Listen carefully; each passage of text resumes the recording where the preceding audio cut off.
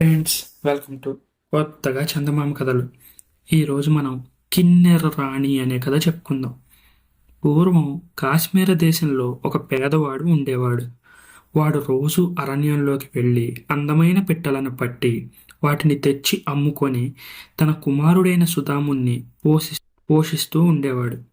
కొంతకాలానికి తండ్రి చనిపోగా సుధాముడు ఒంటరివాడైపోయాడు. అంత చిన్న వయసులో తనను తానే పోషించుకోవలసిన వాడయ్యాడు. తండ్రి పోయిన మర్నాడే సుధాముడు పిట్టల బోను తీసుకొని అరణ్యానికి వెళ్ళి బోనుని చెట్టు కొమ్మలలో పెట్టి వేచి కూర్చున్నాడు. కొంతసేపటికి అందులో ఏదో పడింది. సుధాముడు చెట్టెక్కి చూసేసరికి బోనులో పడింది కాకి అని తెలుసుకున్నాడు. ఈ కాకిని ఎవరు కొంటారు? ఈ పనికిమాలిన పక్షిని ఏం చేయాలి అని సుధాముడు ఆలోచిస్తూ ఉండగా బోనులో పడిన కాకి మానవ కంఠంతో, అయ్యా, నన్ను వదిలిపెట్టినట్టయితే నీకు చాలా ఉపకారం చేస్తాను. రేపటి రోజున నీ బోనులో అతి సుందరమైన పక్షి పడేలా చేస్తాను. దాన్ని మహారాజు వద్దకు పట్టుకు వెళ్తే నీకు అంతులేని ధనం లభ్యమవుతుంది. కాకి మాటలు నమ్మి సుధాముడు దాన్ని బోనులో నుంచి విడిపించాడు. ఆ కాకి చెప్పినట్టే మర్నాడు సుధాముడి బోనులో ఒక మనోహరమైన పక్షి పడింది. అంత అందమైన పక్షిని అతను ఎన్నడూ చూసిందే లేదు. వాడు తిన్నగా దాన్ని తీసుకుపోయి మహారాజుకిచ్చాడు.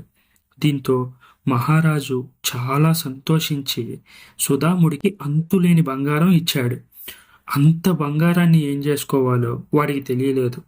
అయితే అంత ధనం వచ్చినప్పటికీ సుధాముడి కష్టాలు మాత్రం తీరలేదు. ఎందుకంటే కాశ్మీర మహారాజు దగ్గర విదూషకుడు ఒకడు ఉండేవాడు. ఒక్క పక్షి కోసం సుధాముడికి అంత ధనం ఇవ్వడం చూసి ఆ విదూషకుడికి కడుపు మండింది. అందుచేత వాడు మహారాజుతో, ప్రభు, ఇంత అందమైన పక్షిని లోహపు పంజరంలో ఉంచడం భావ్యం కాదు. దీనికోసం ఏనుగు దంతంతో చక్కని ఇల్లు నిర్మించండి అన్నాడు. ఇల్లు నిర్మించేంత దంతం ఎక్కడ దొరుకుతుంది అన్నాడు మహారాజు. ఇంత గొప్ప పక్షిని తెచ్చినవాడు ఒక ఇంటికి కావాల్సిన దంతం తేలాడా? తెమ్మని ఆజ్ఞాపించండి అన్నాడు ఆ విదూషకుడు. మహారాజు సుధాముణ్ణి పిలిపించాడు.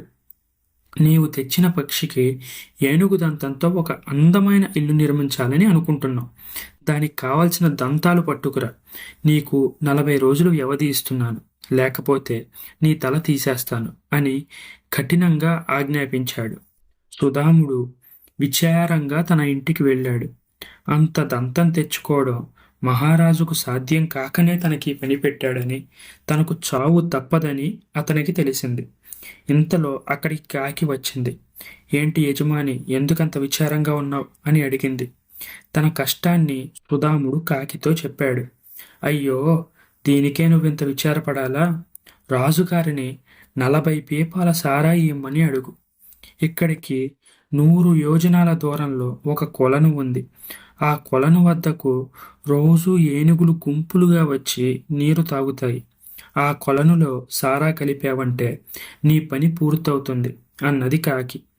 సుధాముడు వెంటనే మహారాజు వద్దకు వెళ్ళాడు.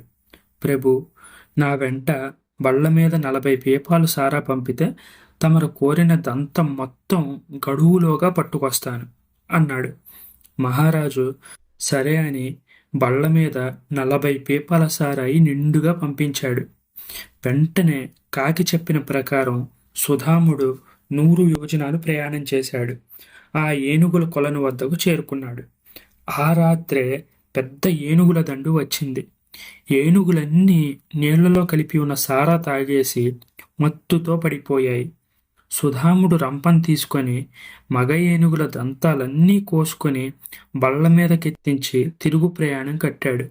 దంతం చూసి మహారాజు సంతోషించాడు. సుధాముడికి మరికొంత బహుమానం ఇచ్చి పంపాడు. త్వరలోనే ఆ అందమైన పక్షికి దంతపు ఇల్లు తయారైంది. విదూషకుడు మరింత మండిపడ్డాడు. వాడు మహారాజు వద్దకు వెళ్ళాడు. మహాప్రభు, మన పక్షి దంతహర్మ్యంలో ఉన్నప్పటికీ దాని మనస్సుకు ఆనందం లేదు. అందుకే అది గొంతెత్తి పాడకుండా ఉంది అన్నాడు. దానికి మనం ఏం చెయ్యాలి అని అడిగాడు మహారాజు. దాని పూర్వపు యజమానిని తెస్తే కాని అది సంతోషంగా పాడదు ఆ యజమానిని రప్పించండి అన్నాడు విదూషకుడు. దాని యజమాని ఎవరో మనకెలా తెలుస్తుంది, మనం ఎలా తీసుకురాగలం అన్నాడు మహారాజు. అయ్యో మహారాజా, అంత పెద్ద దంతం తీసుకురాగలిగిన వాడు ఆ పక్షి యజమానిని తీసుకురాలేడా ఏమిటి అన్నాడు విదూషకుడు. మహారాజు సుధాముణ్ణి తన వద్దకు మళ్ళీ పిలిపించాడు. ఈ పక్షి యజమానిని వెతికి 40 రోజుల లోపల తీసుకురా, లేకపోతే నీ తల ఈసారి నిజంగా ఎగిరిపోతుంది అన్నాడు మహారాజు. సుధాముడు తన కష్టాలు ఇంకా పూర్తి కానందుకు విచారిస్తూ తిరిగి ఇంటికి వెళ్ళాడు. సుధాముడి వద్దకు కాకి మళ్ళా వచ్చింది. ఏం యజమాని, ఎందుకంత విచారంగా ఉన్నావు అంది కాకి. తనకు వచ్చిన కష్టాన్ని కాకితో చెప్పుకున్నాడు సుధాముడు. అయ్యో, దీనికింత విచారపడాలా? రాజుగారిని అడిగి ఒక పడవ తెచ్చుకో, అందులో రాజభోగాలకు అనువైన సంబరాలన్నీ అమర్చుకో.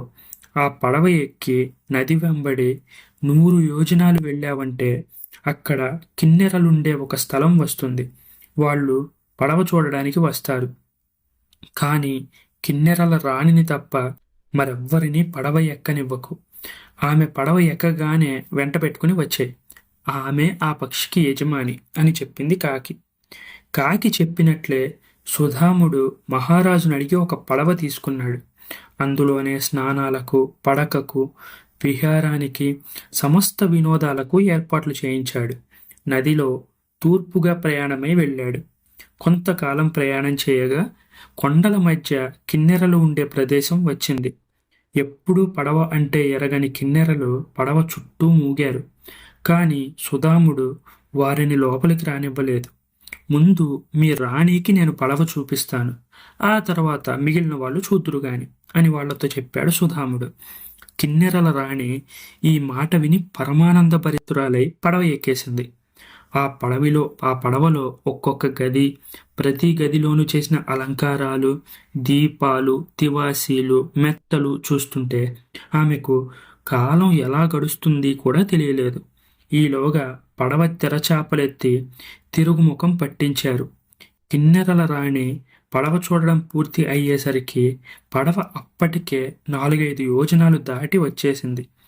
సుధాముడు కిన్నెరల రాణితో మహారాజు గారి ప్రాంగణంలో అడుగు పెట్టాడో లేదో అప్పుడే దంతాల భవనంలో ఉన్న పక్షి గొంతెత్తి అతిశ్రావ్యంగా పాడసాగింది. మహారాజు పరవశుడయ్యాడు. కిన్నెరల రాణిని చూశాక మహారాజు పారవస్యం మరింత అధికమైంది. ఆయన ఆమెను పెళ్లాడాలని నిశ్చయించుకున్నాడు. అందుకు ఆమె కూడా సమ్మతించింది. పెళ్లి ప్రయత్నాలన్నీ ఆర్భాటంగా జరిగాయి. పెళ్లికి గొప్ప గొప్ప వాళ్ళందరూ వచ్చారు. సుధాముడికి కూడా ఆహ్వానం వెళ్ళింది. నిజానికి అతనే ఆ పెళ్లి పెద్ద. ఈ సమయంలో పెళ్లి చూడడానికి సుధాముడి భుజం ఎక్కి అతని స్నేహితురాలైన కాకి కూడా వచ్చింది. ఆ కాకిని చూడగానే కిన్నెర రాణి మండిపడింది. ఓసి పిశాచి, ఎక్కడికి వచ్చేవేంటే అని అడిగింది. ఈ కాకి నాకు ఆప్త స్నేహితురాలు. ఆమె వల్ల మీకు ఏదన్నా అపచారం జరిగి ఉంటే దయచేసి మన్నించండి అని కిన్నెర రాణిని వేడుకుంటూ సుధాముడు ఆ కాకి వల్ల తనకు జరిగిన సహాయం గురించి వివరించాడు. ఆ కథ విన్నాక కిన్నెర రాణి శాంతపడింది. ఇది నా చెలికత్తె, చాలా పొగరబోతుంది, అందువల్ల కాకిగా మార్చేశాను. శిక్షించిన దానికి నా మీద ఇంకా అభిమానం ఉన్నట్టే ఉంది. సరే, దీనికిప్పుడు శాప విమోచనం చేస్తాను అన్నది కిన్నెర రాణి. మరుక్షణం సుధాముడి భుజం మీది కాకి రెక్కలు విదిలించి కిన్నెర రూపంలో అతని పక్కనే నిలబడింది. ఇదంతా చూసిన కాశ్మీర రాజు ఎంతో సంతోషించాడు. తన పెళ్లి ముహూర్తానికే సుధాముడికి శాప విముక్తి పొందిన కిన్నెరకి కూడా వివాహం చేయించేశాడు. దుష్టబుద్ధి అయిన విదూషకుణ్ణి జైల్లో పెట్టించాడు. సుధాముడు రాజుగారి కొలువులోనే ఉండి తన కిన్నెర భార్యతో సుఖంగా కాలం గడిపాడు. ఈ కథ మీకు నచ్చినట్లయితే దీన్ని లైక్ చేయండి, మీ ఫ్రెండ్స్ అందరికీ షేర్ చేయండి. అలాగే మన ఛానల్ని సబ్స్క్రైబ్ చేసుకోవడం మాత్రం అస్సలు మర్చిపోకండి. Thank you friends.